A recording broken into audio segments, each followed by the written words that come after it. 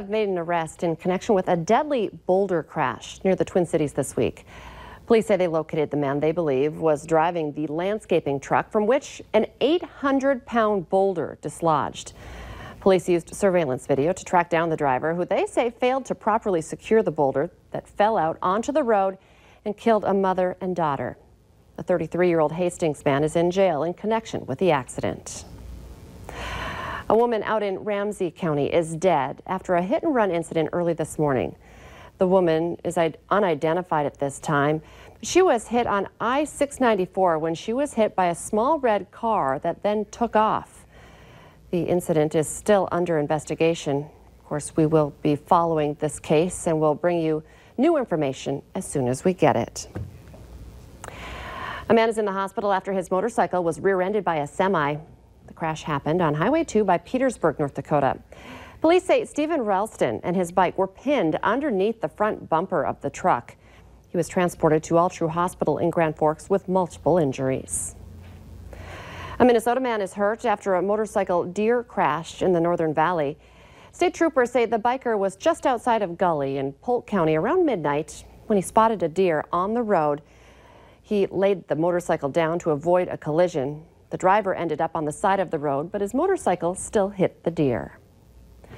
A Fergus Falls man is in jail, accused of helping a Fargo man escape police who were looking for him after a high-speed chase.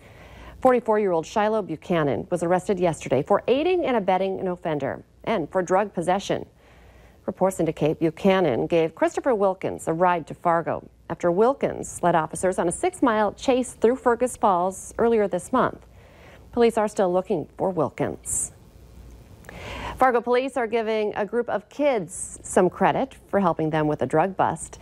Police were conducting a narcotics search warrant at a local motel room on Thursday when they say 21-year-old Caliph McLean jumped out of the window.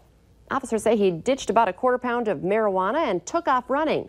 But luckily, this group of kids were playing outside just across the parking lot and were able to point directions to the officers so that they could locate him. McLean was spotted a short distance away. After the arrest, officers took this picture as they handed out high fives and thank yous to the kids. The Justice Department has announced charges against 12 Russian intelligence officers for hacking offenses during the 2016 presidential election. The indictments are part of the ongoing special counsel probe into potential coordination between the Trump campaign and Russia. The Russians are accused of hacking into the computer networks of the Democratic National Committee and the presidential campaign of Hillary Clinton. Before Friday, 20 people and 3 companies had been charged in the Mueller investigation. The president is now on the second leg of his European trip, leaving behind a combative NATO summit. But he's brought with him to England more chaos following a new interview with a British tabloid.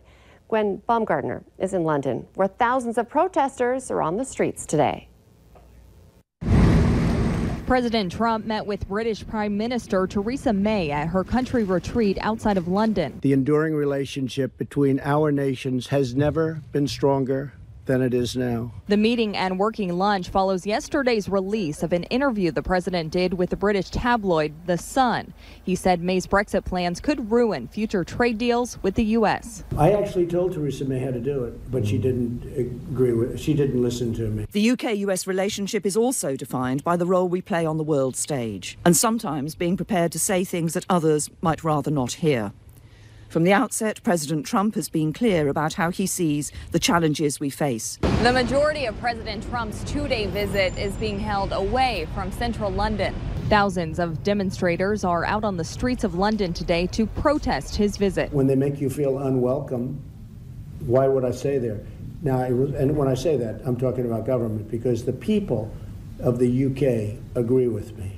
Protesters inflated a giant balloon known as the Trump baby to float along while they march. I think it stands for the way that we deal with things we don't like. British values is everything about decency, and Trump just isn't a decent man. Later today, the president and first lady will have tea with Queen Elizabeth. President Trump is the 4th president to meet with Her Majesty at Windsor Castle.